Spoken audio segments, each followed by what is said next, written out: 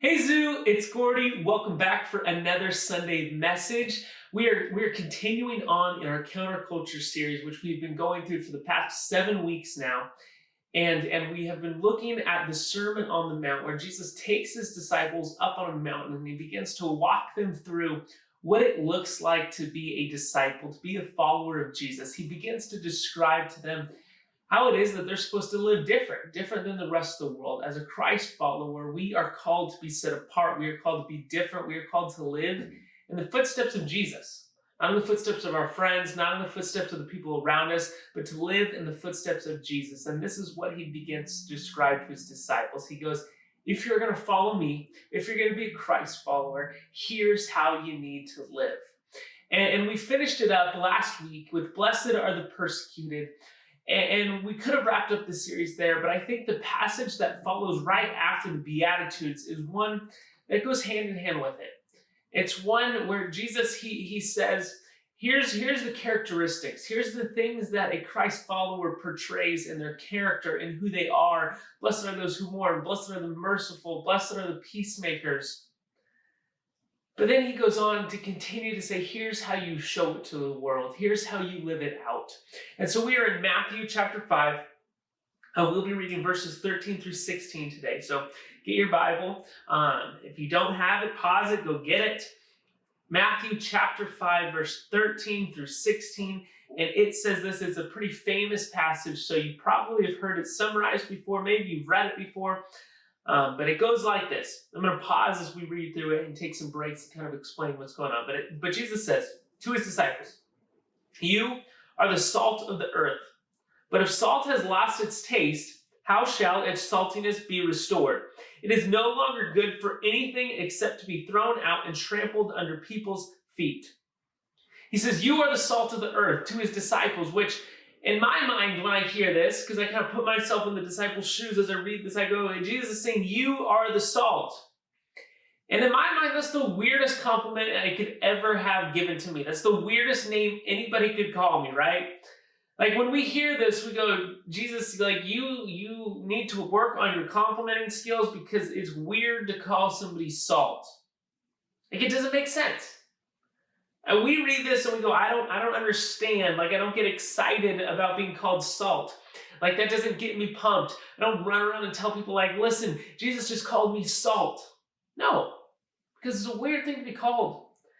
But we have to understand, in this time, salt had immense value. In these days, in this time in history, salt was a very, very valued commodity. In fact, during this time, sometimes Roman soldiers, they were paid with salt instead of money, which is crazy. That's how valuable it was. They would be paid in salt, which is where the saying, where's your salt comes from, which I know nobody says that anymore, but that's where it comes from. Just this idea that salt was so valuable, salt was important, all right? You used salt to preserve things, all right? It's a preservative.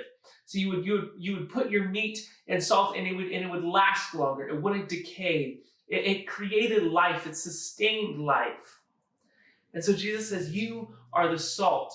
And then he goes on to say, but if the salt has lost its saltiness, which I know nowadays we call people salty, and it's not necessarily a good thing. It means you're bitter or you're grumpy, all right? You can't take a joke. But that's not what is meant here, okay? They didn't have the hip language that we do nowadays. But it says that the salt has lost its saltiness. What is it good for? It can't preserve anymore. It can't keep things from decaying anymore. It might as well be cast aside and get trampled on. It has lost its value. It has lost its worth. It has become nothing to you. It doesn't matter anymore. So salt needs its saltiness. And then he goes on in verse 14. He says, you are the light of the world. Which we pause here and go, okay, this sounds a little bit better, all right? Like salt sounded weird, but light, that's kind of cool, all right? That's a fine thing to be called. Like if there's two people with nicknames, one is called the light and the other person is called salt, I think it's way cooler to be the person that's called the light, right? It says, you are the light of the world, which when he says this to them, it's a reference to himself even. It's something that Jesus has described himself as. In John chapter 8, verse 12, and John chapter 9, verse 5, Jesus calls himself the light of the world. So he goes, not only am I the light of the world, but you are the light of the world too.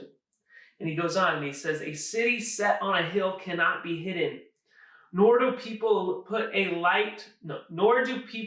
a lamp and put it under a basket, but on a stand, and it gives light to all in the house. In the same way, let your light shine before others so that they may know you, so they may see your good works and give glory to the Father who is in heaven. So he says, you are the light of the world. He says, a city on a hill cannot be hidden, which is true. If you've ever ridden in an airplane before and gone over a huge city, let's say Los Angeles or New York or even San Diego, and you fly over the skyscrapers and the city that is alive at nighttime, even though you're way up in the sky, it's impossible to miss, right? You look out the window and you just see all the lights, you see all the activity. You can't hide that. You can't miss that. Even from so far up, it is impossible to miss. Last year I went to New York City and I remember walking down Times Square in the middle of the night and it was so bright. There's so many lights, there's so many billboards, there were so many things going on. Like, it was impossible to miss. It was almost annoying it was so bright, because that's what light does. It draws your attention. It gets you to notice. It makes you want to focus on it. It's impossible to ignore. He says when you light a lamp, you don't put it under a basket because it gives light to your house. When you turn on the lights, you turn them on because you want to see. You don't hide them. You don't put them away. You light them so that people can see, so that it gives light, so it penetrates the darkness. He says, in the same way, let your light shine before others, so that they may see your good works and give glory to your Father who is in heaven. Meaning, let the things you do as a Christian shine before others. Be the salt. Be the light. And you might go, well, what? I get it that I should be the salt, I should be the light, but what does that look like? How do I live that out? It's a great question, but you already know the answer, because the 7 weeks before this week in the Counterculture series have all been telling you how to be the light, how to be the salt. Okay, it is Matthew chapter 5 starts in verse 3. It says, blessed are the poor in spirit. Verse 4 says, blessed are those who mourn. Verse 5 says, blessed are the meek. Verse 6 says, blessed are those who hunger and thirst for righteousness. Verse 7 says, blessed are the merciful. Verse 8 says, blessed are the pure in heart. Verse 9 says, blessed are the peacemakers. Verse 10 says, blessed are those who are persecuted for righteousness' sake. Those are the things that you do to be the light and to be the salt. Those are the things that shine to the world, that say, I'm different. You know, I bet not often at school when your friends are fighting, when they have drama, when they're insulting each other back and forth, that somebody is a peacemaker in that situation. You have a chance to do that. Not often do I think when somebody does something to you, they expect revenge in return and you show them mercy. Not often does that happen.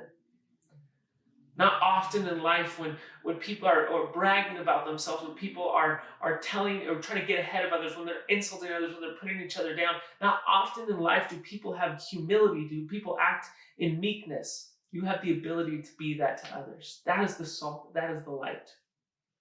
And so when Jesus says, be the salt, be the light, and we go, how do we do that? He goes, I just told you. Blessed are all the people that do these things. That is how you are the salt. That is how you are the light. It's the Beatitudes. And he says, now live them out so that people can see that. So people can take notice of that. Because you know what the crazy part is about salt and light? Is on their own, they're not valuable. Like, do you ever go in the kitchen and just grab a whole bunch of salt and eat it straight? If you do, that's strange. But hey, good for you. But no, you don't. You eat salt with other things. It adds flavor, it adds taste, but salt by itself is not good. It's terrible. It's disgusting. You don't do that. In fact, salt by itself, too much salt all alone actually kills. I got to go to the Dead Sea. All right, and it is the lowest point on earth. It's in Israel, and I got to go there a couple years back. And if you don't know what the Dead Sea is, it is basically a body of water, but there's so much salt in it that nothing can live in the Dead Sea. No animals, not really any plants, nothing. There's so much salt that it just kills everything. Nothing can live in it because there's so much salt. You go to the Dead Sea and you get in, and it's really an amazing experience because you float. It is impossible to dive down because the salt just brings you back up. You can't do it. It's amazing. But you also go in and all of a sudden, because there's so much salt in there, you realize that like you didn't even know before how many tiny little cuts you had on your body. As soon as you get in the water, it's like you all of a sudden are well aware of every spot in your body that is like an open wound, that is a tiny scratch, that is anything, because it starts to burn. And it's crazy because that's what salt does. And the same thing with light. Do you ever walk outside and just stare directly into the sun? No, because it hurts, because it blinds you. In the same way, if it's nighttime and somebody shines a flashlight straight into your eyes, how well can you see with somebody shining the flashlight straight into your eyes? Not well at all. And so the point being, too much of it on its own by itself is not good. Salt needs something to preserve. Light needs something to give guidance to give a path to. It needs darkness to penetrate. And so what we need to understand is, as a Christian, we need to let this shine for others to see. I think sometimes as Christians, we get in this mindset of we're just going to keep our Christianity to ourselves. We're just going to hog it all to ourselves. We're not going to let others see it. We're not going to associate with others who aren't like this. We're going to go out, and sometimes as Christians, we look at others who don't have that salt, who don't have that light, and we judge them. We go, I'm not going to associate with you because you're not like me. I'm not gonna even talk to you because you're not good enough. You don't have salt. You don't have light like I do. Or we're afraid and we go, maybe they're going to ruin my salt. Maybe they're going to ruin my light. Maybe they're going to ruin my relationship with God. So I'm not going to associate with them at all. But Jesus is going, that's not the way you're supposed to do it, because by itself, if you just contain it for yourself, if you just live Christianity in your private little circle, you're wasting the salt. You're wasting the light. You're wasting its purpose. Because its purpose is to shine to others, is to give to others, because there's so many people out there in this world that need salt and that need light. And you might be going, well, Gordy, I thought that I wasn't supposed to associate with sinners. I thought that I'm supposed to run from temptation. Well, are you telling me that I should ditch all my good Christian friends and all of a sudden just associate with all those kids at school who I know don't believe in the Bible, who I know don't obey, who I know will bring temptation into my life? There's a passage in 1 Peter. It's 1 Peter chapter 2, verse 11 through 12. It says, "Beloved, I urge you, as temporary residents of the world, to abstain from passions of the flesh, which wage war against your soul. Keep your conduct among the unbelievers honorable, so that when they speak against you as evildoers, they may see your good deeds and glorify God in the day of visitation." So first, in this 1 Peter passage, it says, "Beloved, I urge you as temporary residents of the world," meaning you're not going to live here forever. You have eternity in heaven waiting for you. Abstain from the temptations of the world, of the flesh. Abstain from those things that those people at school are going to try to get you to do. Abstain from those things on the internet that are going to draw you in. You're going to want to take part, and that you're going to want to respond, and you're going to want to be a part of. But it says, keep your conduct among the unbelievers honorable, so that when they speak about you, they may see your good deeds and glorify God on the day of visitation. It doesn't say stay completely clear of the unbelievers. It doesn't say never associate with an unbeliever.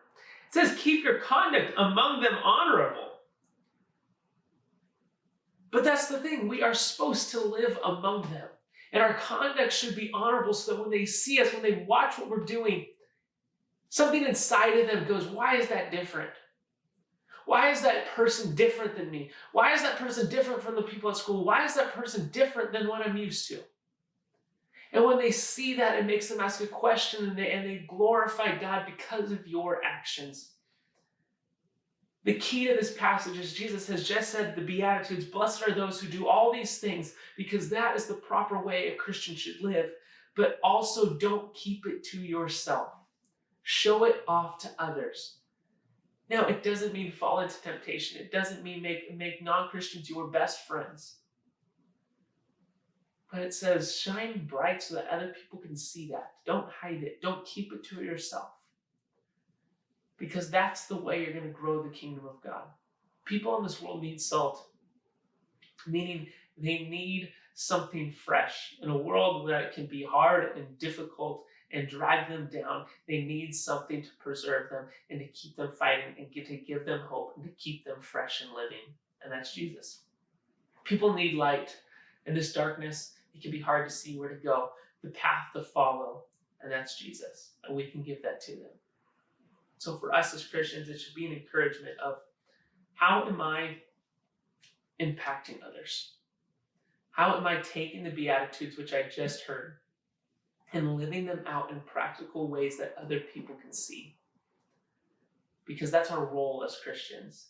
It's to not only have a good relationship with God on our own, but also to do whatever we possibly can to allow others to have that same exact relationship with God, and to give them that salt and to give them that light.